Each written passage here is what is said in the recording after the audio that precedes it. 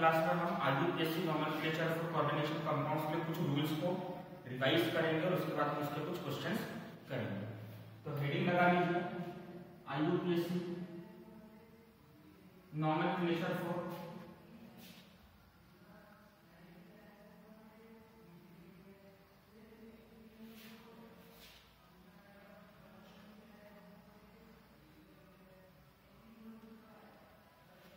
IUPAC nomenclature for correlation compound। अच्छा, पहला में क्या था हमारा?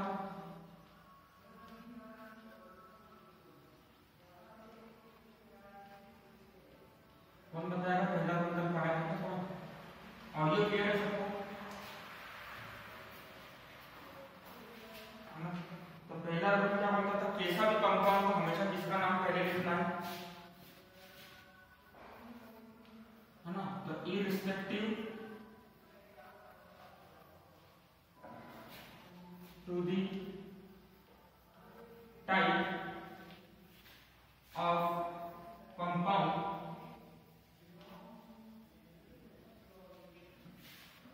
always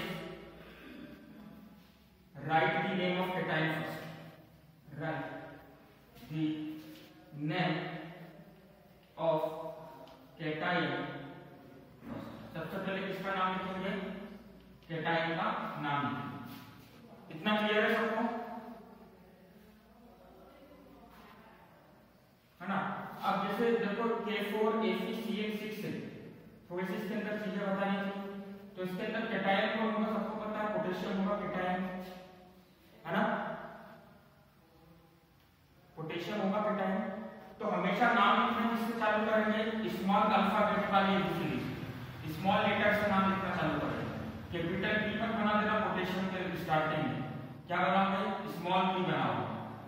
छोटा वाला पी होता है वो बनाओगे। तो पहले क्या लिखोगे? कैटायन कौन है? पोटेशियम, तो आप क्या लिखोगे? पोटेशियम। ठीक है, आगे बात समझ में? Always right the name of cation first followed by anion. और कैटायन के बाद किसका नाम लिखोगे?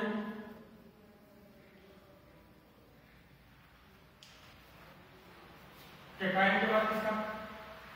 कैटायन के बाद किसका नाम लिखोगे? एनायन का, लिगेंड का नहीं। किसका नाम लिखोगे? एनायन वाली स्पीशीज। तो एनायन वाली स्पीशीज क्या हो जाएगी? ये पूरा कोऑर्डिनेशन स्फीयर। अब कोऑर्डिनेशन स्फीयर में सबसे पहले हम लिगेंड का नाम लिखेंगे और बाद में सेंट्रल मेटल एटम का नाम लिखेंगे। ठीक है, क्लियर है सबको? अच्छा, दूसरी चीज, कोऑर्डिनेशन स्फीयर के अंदर जो भी चीजें हैं उनका नाम हम किसमें लिखेंगे? वन वर्ड में लिखेंगे। किसमें लिखेंगे?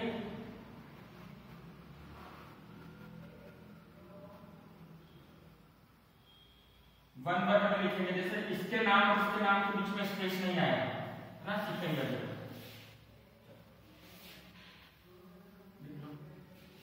Naming starts with small letters. लिख लो, naming begins with small letter। Naming को किससे चालू करना है? छोटे लेटर से स्टार्ट करना है। सेकेंड रूल क्या था? नेमिंग ऑफ लिगेंड के लिए था second rule. Naming of ligands के ऊपर था हमारा सेकेंड रूल। तो नेमिंग ऑफ लिगेंड्स में अगर हमारा लिगेंड नेगेटिव लिगेंड है, नेगेटिव लिगेंड है, तो लास्ट में क्या क्या आएगा? किससे एंड करेंगे नाम को? ओ से, है ना? जैसे Cl माइनस है तो साइनाइड नाम होता है, पर हम क्या लिखेंगे? साइनो। Cl माइनस है तो नाम क्या लिखेंगे? क्लोराइडो, है ना? बेसिकली क्या होता है?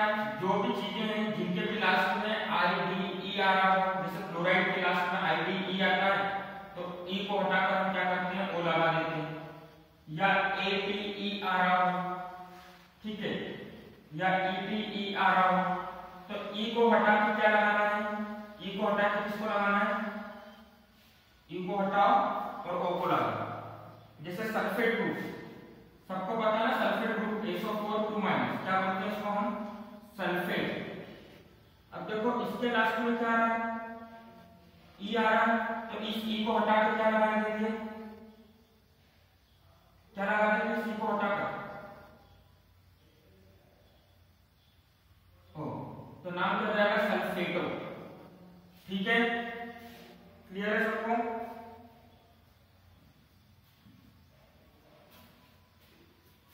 समझ में आ गया है ना? जिसने नहीं लिख रखा वो लिख दो, किसको साइड कर दो।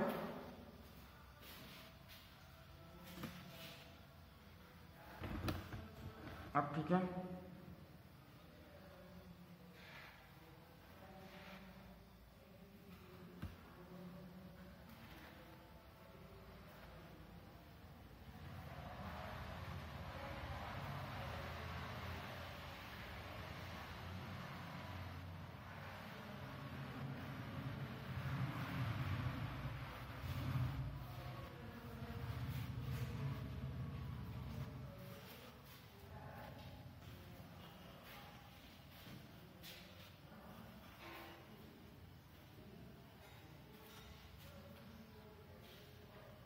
सबने लिख दिया।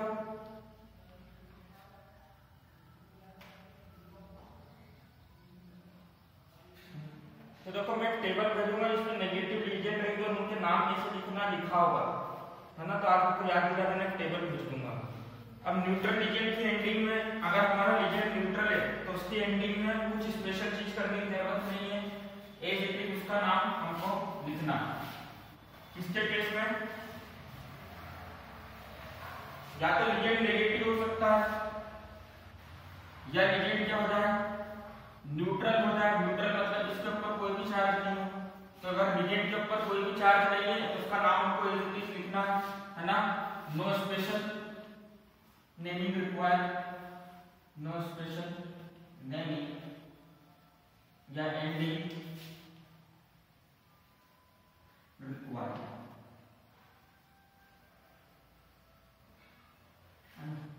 तो अगर हमारा लीजेंड कौन है, NH3, तो देखो NH3 के ऊपर कौन सा चार्ज दिख रहा है क्या आपको?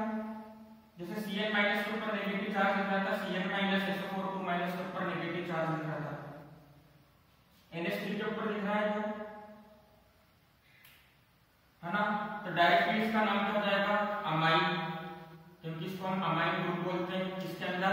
ऑर्गेनिक केमिस्ट्री के हिसाब से, है ना? ऐसे कॉमन नेम अमोनिया है पर इसका ग्रुप क्या है, अमाइन ग्रुप। चलो H2O, H2O को क्या बोलेंगे हम, एक्वा। ठीक है, अगर कहीं पे वाटर आता है तो उसको क्या बोलेंगे, एक्वा बोलेंगे। तो अगर आपका न्यूट्रल लीजेंड है जिसके ऊपर कोई चार्ज नहीं है तो उसका कोई आपको अलग से नाम लिखने की जरूरत नहीं है ना? IUPAC में जो उनके IUPAC वाले नाम बता रखे डायरेक्टली आप बोलिए। सी आता है आपका कौन सा इसके अंदर, नेगेटिव हो गया, न्यूट्रल हो गया। कौन से लीजेंड की बात करेंगे, पॉजिटिव लीजेंड। अगर लीजेंड के ऊपर कौन सा चार्ज है, पॉजिटिव लीजेंड। तो एक चीज बताऊं, पॉजिटिव लीजेंड बहुत कम है, गिने चुने 3 या 4 पॉजिटिव लीजेंड है जो कि क्वेश्चंस में आते हैं, तो हमको डायरेक्टली उनका ध्यान रखना है। बस एक चीज याद रखना, पॉजिटिव लीजेंड का नाम किससे एंड होगा, नेमिंग एंड्स विथ इयम। किससे एंड होगा, नेमिंग किससे एंड होगी, इयम से, IUM से। For example NH2, NH3 plus.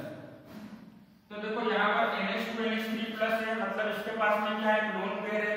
ये लीजेंड एक लोन पेयर डोनेट कर सकता है, उसके ऊपर कौन सा चार्ज है, पूरी के ऊपर पॉजिटिव चार्ज है। एक्चुअली में इसका नाम होता है हाइड्राजाइन। क्या नाम होता है इसका, हाइड्राजाइन। पर हमको नाम इयम से एंड करना है तो हम एन हटा के क्या लगा देंगे, हाइड्राजाइनियम, हाइड्राजीनियम। ठीक है, ई को हटा के क्या लगा दिया हमने, IUM लगा दिया। क्लियर है सबको, है ना? और देखो पॉजिटिव लीजेंड के एग्जांपल्स एक आदि और देखो।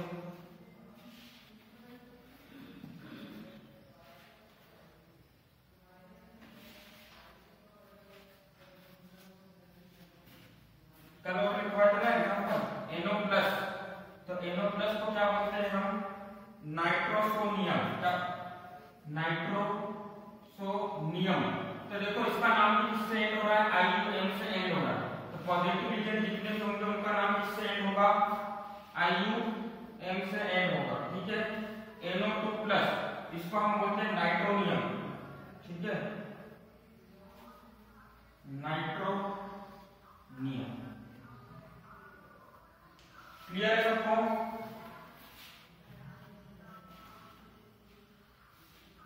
है ना?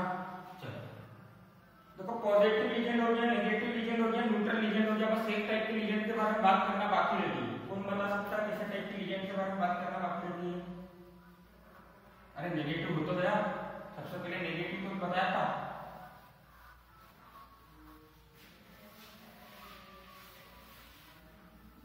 ऑर्गेनिक लीजेंड, हाँ अगर ऑर्गेनिक लीजेंड है तो उसका नाम आपको कौन सा यूज करना है, ऑर्गेनिक केमिस्ट्री वाला नाम यूज करना है। जैसा आपका ऑर्गेनिक लीजेंड आ जाता है, ऑर्गेनिक लीजेंड आ जाता है मतलब ऑर्गेनिक केमिस्ट्री वाले कंपाउंड आ जाते हैं। ऑर्गेनिक लीजेंड का मतलब ये है ना, जैसे आपका आ गया C2H5 आ गया, तो इसको क्या लिखना है आपको, इथाइल लिखना है ना। ठीक है, जो उसका नाम है वही नाम लिखना है, आपको इथाइल लिखना है। CH3 आ गया तो इसका नाम आपको क्या लिखना है, मिथाइल लिखना है। और इसको क्या बोलते हैं,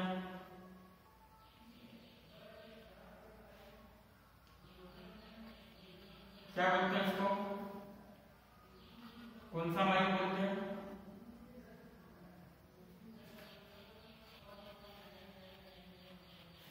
कौन सा माइन बोलते हैं? सिखाया था ना, एग्जाम्पल करवाया था।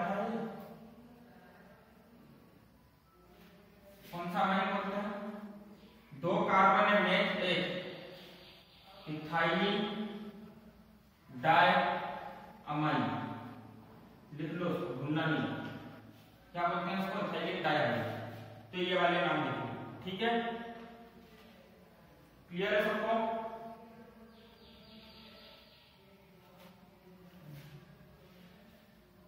लिख लिया? इसके केस में लिखोगे इथाइल, अगर ये आता है तो इसके केस में लिखोगे मिथाइल। रफ कर दूं?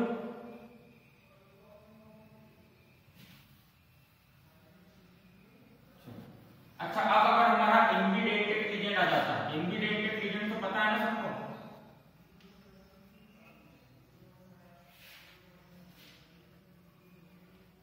कैसा लीजेंड आ गया, एम्बिडेंटेड लीजेंड मतलब ऐसा लीजेंड जिसके पास में दो डोनर एटम पर एक टाइम पे एक डोनर एटम कनेक्ट करेगा। फॉर एग्जांपल साइनाइड ग्रुप, याद करो। ठीक है, दिख रहा है आपको?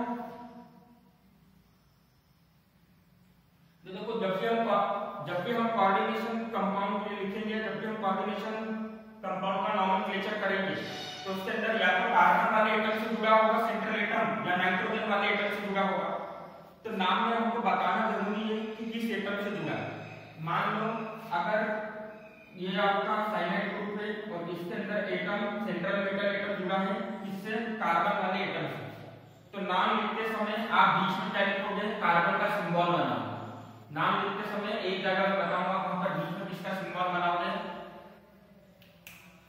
इसका सिंबल बनाओगे का। अगर नाइट्रोजन से जुड़ा होता तो नाम लिखते समय बीच में किसका सिंबल बनाते,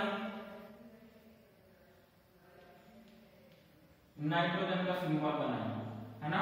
आगे बात समझ में। अब नाइट्रोजन का सिंबल कैसे बनाएंगे, इधर है ना, कार्बन का सिंबल कैसे बनाएंगे, इधर हाइफन इधर हाइफन। सिमिलरली नाइट्रोजन का सिंबल कैसे बनाएंगे, दो हाइफन्स के बीच में। कहां पर बनाना है वो लोकेशन में आपको क्वेश्चन के थ्रू समझाना है ना। अभी अपन ने बनाया, थोड़ा सा हम और सीख ले रूल्स को, फिर हम बात करेंगे। ठीक है, सबको समझ में आ गया?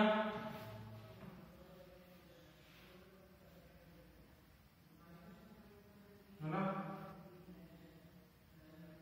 चलो लिख लो इसको।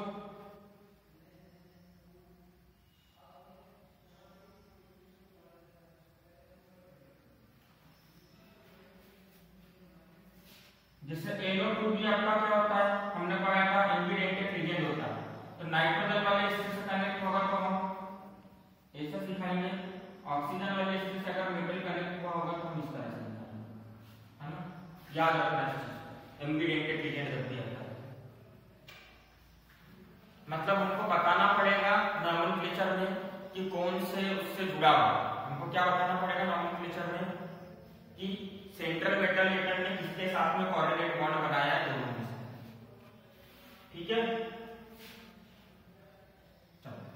तो ये लिगेंड का नॉमेनक्लेचर के बारे में समझ में आ गया सबको।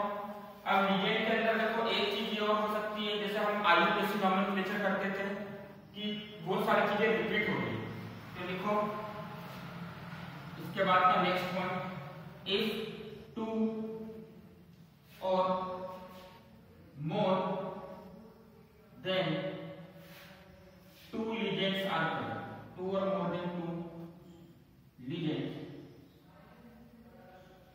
आर प्रेजेंट, अगर दो या दो से ज्यादा लिगेंड प्रेजेंट होंगे तब क्या करना है। तो देखो जब भी दो या दो से ज्यादा लिगेंड प्रेजेंट होंगे तो दो केस हो सकते हैं, या तो सारे आइडेंटिकल हो, मतलब सारे एक दूसरे साथ सभी क्या हो सेम हो, या सब डिफरेंट डिफरेंट हो। तो सबसे पहला केस हम क्या देखेंगे, आइडेंटिकल लिगेंड्स के बारे में कि जितने भी लिगेंड हैं, आइडेंटिकल लिगेंड का एग्जांपल आपने देख रखा है AgCl6 -4। चलो एक चीज बताओ, यहाँ पे लिगेंड्स आइडेंटिकल है कि नहीं है, सारे लिगेंड क्या है साइनाइड ग्रुप में आइडेंटिकल लिगेंड है यहाँ पर, है कि नहीं, है ना। तो आइडेंटिकल लिगेंड जब भी एक से ज्यादा आइडेंटिकल लिगेंड है ना, एक से ज्यादा बार लिगेंड आ रहा है, सारे लिगेंड क्या है सेम है। देखो एक से ज्यादा बार मतलब 6 बार लिगेंड आ रहा है, 6 की 6 लिगेंड क्या है साइनाइड ग्रुप। तो अगर 2 होंगे 6 की जगह 2 आएंगे तो क्या यूज करेंगे डाई, 3 बार रिपीट होगा तो क्या यूज करेंगे ट्राई, 4 बार रिपीट होगा तो क्या यूज करेंगे टेट्रा, 5 बार रिपीट होगा तो क्या यूज करेंगे पेंटा, 6 बार रिपीट होगा तो क्या यूज करेंगे हेक्सा, 7 बार के लिए क्या यूज करेंगे हेक्सा, 8 के लिए ऑक्टा और 9 के लिए यूज करोगे नॉन, ठीक है। नॉन यूज करते हैं और 10 के लिए यूज करोगे डेक। क्लियर है सबको? भाई याद करो हम कैसे नॉमेनक्लेचर नहीं करते थे, 2 बार चीजें आती थी, सेम चीजें आती थी तो डाई लिखते थे, 3 बार आती थी तो ट्राई लिखते थे, वैसे लिखना है ना। बताओ इस एग्जांपल में क्या लिखाएगा, लिगेंड के नाम क्या क्या लिखाएगा, कितनी बार लिगेंड आ रहा है हेक्सा लिखाएगा, ठीक है। कौन सा लिगेंड आ रहा है साइनाइड, साइनाइड कैसा लिगेंड होता है नेगेटिव, तो नाम क्या होना चाहिए हेक्सा साइनो के साइनाइडो, कि दोनों चलेंगे, दोनों चलेंगे, है ना, साइनो और साइनाइडो दोनों चलेंगे। क्लियर सबको? अच्छा ये तो हमने किसके लिए बात कर दी कि हमारा लिगेंड कैसा नहीं है, ऑर्गेनिक लिगेंड नहीं है। अगर लिगेंड ऑर्गेनिक हो गया और आइडेंटिकल लिगेंड, ऑर्गेनिक है और कैसा है आइडेंटिकल है, मतलब कैसी बात कर रहे हैं हमको समझ में आ रहा है। तो देखो ऑर्गेनिक लिगेंड और आइडेंटिकल है तो उसके अंदर क्या हो गया, मान लो अगर किसी के अंदर ऐसा लिखा हुआ है AgCl इथाइलिन डाइअमाइन को En लिखते हैं, इथाइलिन डाइअमाइन को क्या लिखते हैं, इथाइलिन डाइअमाइन को क्या लिखते हैं En, ठीक है, E फॉर इथाइलिन और डाइअमाइन के लास्ट का En लिखते हैं। तो En है इथाइलिन डाइअमाइन है आपके पास में, तो इथाइलिन डाइअमाइन के पास में 2 पेयर होते हैं, मतलब यहाँ पे 3 आना चाहिए और ये हो जाएगा -4। अब एक चीज बताओ मेरे को, यहाँ पर कितने इथाइलिन डाइअमाइन आ रहे हैं 3। तो अगर आप ऐसा लिखने जाओगे यहाँ पर ट्राई इथाइलिन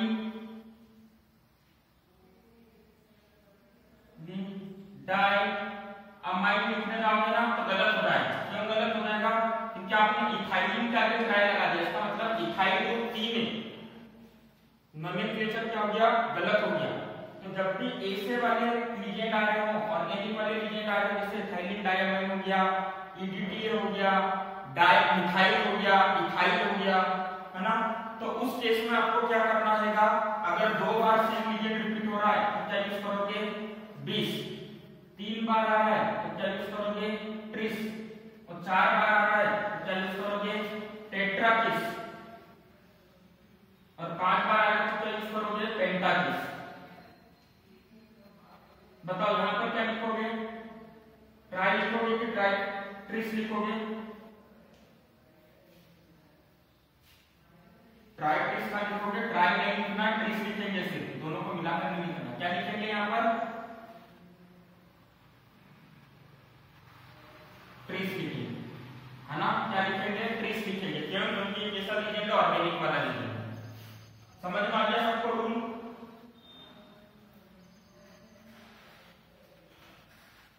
तो इसके अंदर हम लिगेंड का नाम किस लिखेंगे लिखते समय? ट्रिस, इथाइलिन डाइअमाइन, ठीक है, ट्रिस इथाइलिन डाइअमाइन। क्लियर है सबको?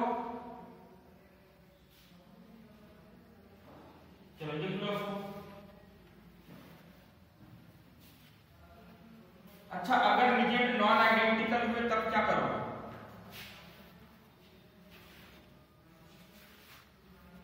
वहां पर याद करो आईयूपीएसी नोमेनक्लेचर करते समय नॉन आइडेंटिकल आता था सब्स्टिट्यूएंट्स, तो क्या करते थे?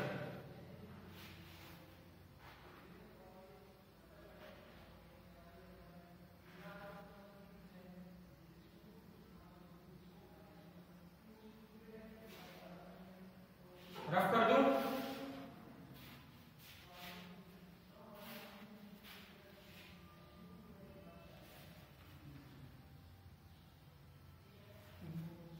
किसी को याद है क्या करते थे वहां पर जब नॉन आइडेंटिकल लिगेंड आते थे?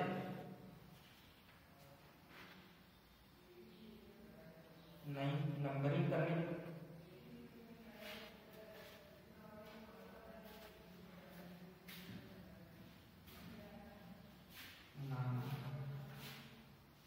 इसलिए बोलते हैं कि पुराना पढ़ा हुआ याद रखना। अगर लिगेंड नॉन आइडेंटिकल होते थे तो हम एक चीज फॉलो करते थे, non identical ligand, for example CO NH3 whole thrice Cl3। तो देखो यहाँ पे 2 लिगेंड है, तो दोनों आइडेंटिकल है कि नॉन आइडेंटिकल है? एक दूसरे के जैसे हैं कि अलग अलग है? Non identical. तो इस केस में क्या फॉलो करेंगे? Follow alphabetical order, follow alphabetical order. क्या फॉलो करेंगे हम? अल्फाबेटिकल ऑर्डर फॉलो करेंगे। तो देखो NH3 को बोलते हैं अमाइन, इसको बोलते हैं क्लोराइडो, तो बताओ किसको नाम पहले आना चाहिए? Amine.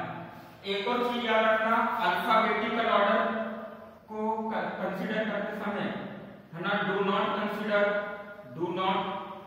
Consider di tri tetra. इन सभी चीजों को हम अल्फाबेटिकल ऑर्डर सिलेक्ट करते समय ध्यान में नहीं रखेंगे। ऐसा नहीं करेंगे हम। देखो जैसे यहां पर हो गया,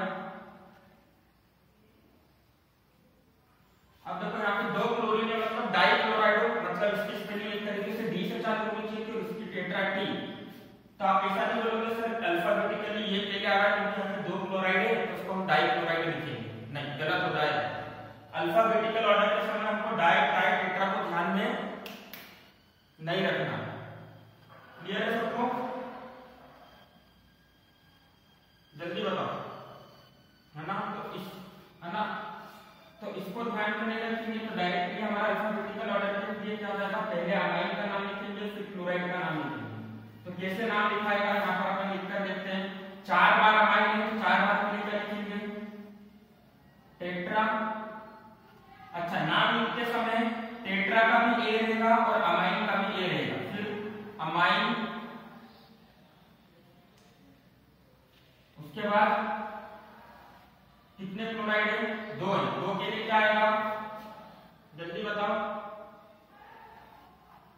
अभी लिखा है ना?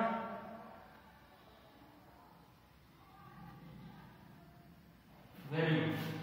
डाई क्लोराइड की क्लोराइडो,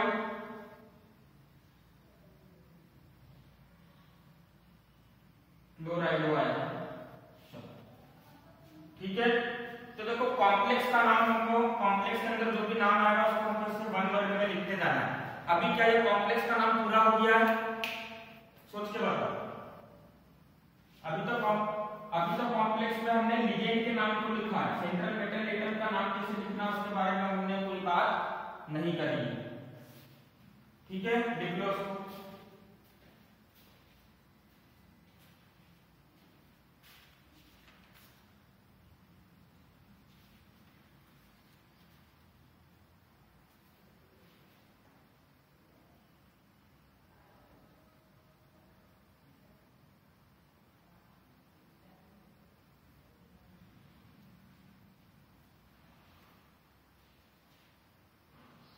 लिख लिया?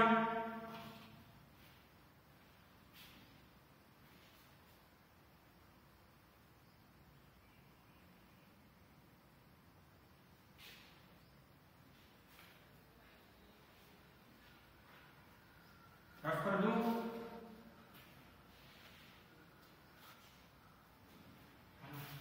ऑर्डर ऑफ नेमिंग लिखो। ऑर्डर ऑफ नेमिंग मतलब नाम कैसे लिखना है। तो इससे कोई फर्क नहीं पड़ता आपका लिगेंड नेगेटिव है पॉजिटिव है जैसा भी। ऑर्डर ऑफ नेमिंग के हिसाब से सबसे पहले आप किसका नाम लिखोगे? Order of naming. कॉम्प्लेक्स के अंदर की बात हो रही है, किसके अंदर की बात चल रही है अभी? किसके अंदर की बात हो रही है? कॉम्प्लेक्स के लिए बात हो रही है। तो कॉम्प्लेक्स में आपका लिगेंड नेगेटिव है पॉजिटिव है, इससे कोई फर्क नहीं पड़ता, हमेशा सबसे पहले किसका नाम लिखोगे? whether the ligand is positive, negative or neutral. ठीक है, write the name of ligand first, name of ligand first, followed by central metal atom. CMA मतलब सेंट्रल मेटल एटम। सबको समझ में आ गया होगा कि देखो सबसे अगर हमारा ये कॉम्प्लेक्स है, यहाँ पे सेंट्रल मेटल एटम है और यहाँ पर लिगेंड्स प्रेजेंट है, तो सबसे पहले आपको किसका नाम लिखना है? सबसे पहले किसका नाम लिखना है? लाइक करो, किसका नाम लिखना? लिगेंड का नाम लिखना। भले से लिगेंड पॉजिटिव हो नेगेटिव हो या न्यूट्रल हो, हमेशा सबसे पहले किसका नाम लिखना है? लिगेंड का। उसके बाद किसका नाम लिखोगे? Central metal atom. क्लियर है?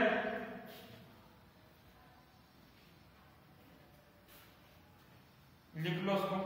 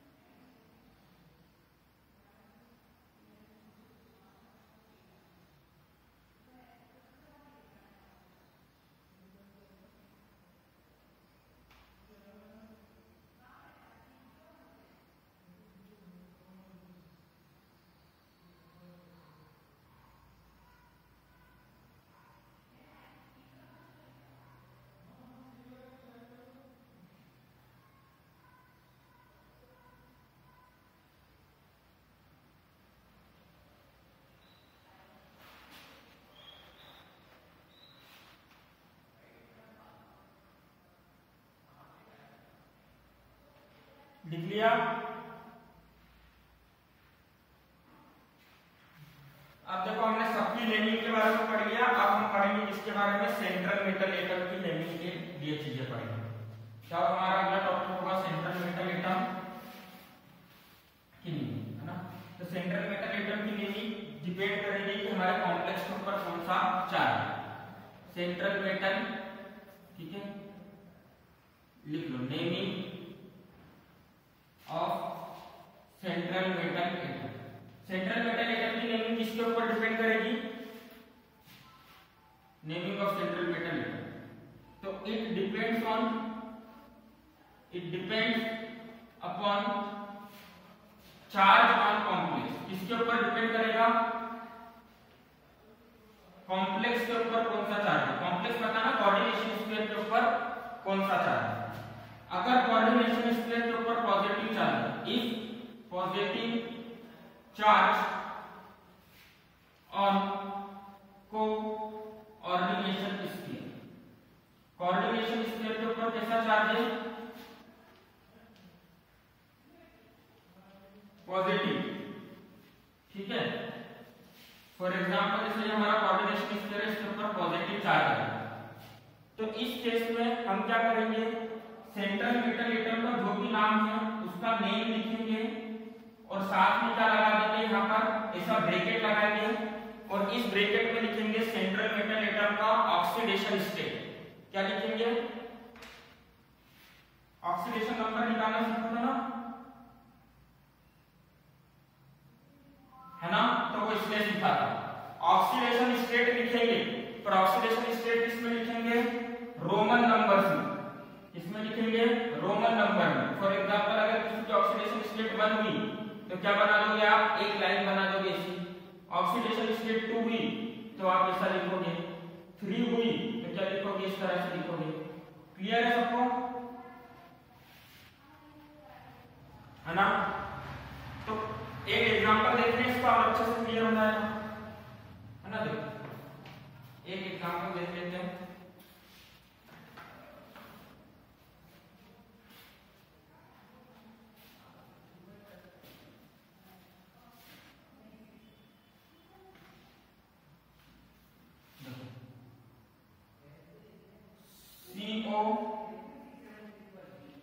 NH3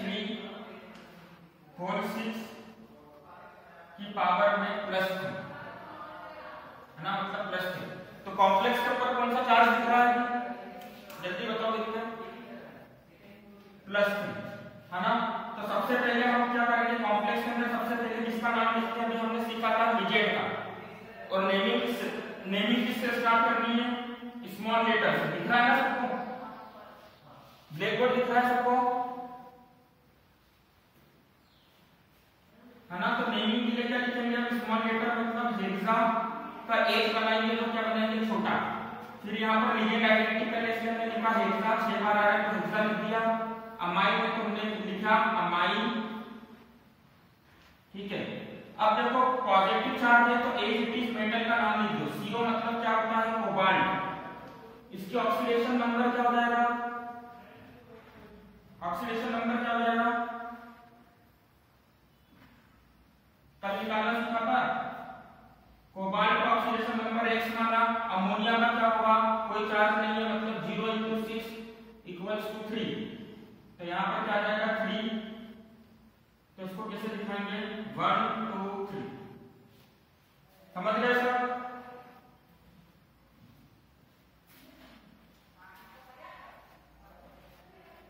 आ गया समझ में? कैसे लिखा? तो इसलिए ऑक्सीडेशन नंबर निकालना सिखाया था, है ना? क्लियर है सबको? लिख लो उसको।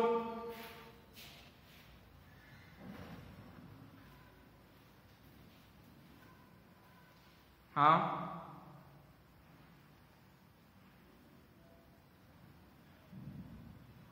नहीं, ब्रैकेट में 0 लिखना है।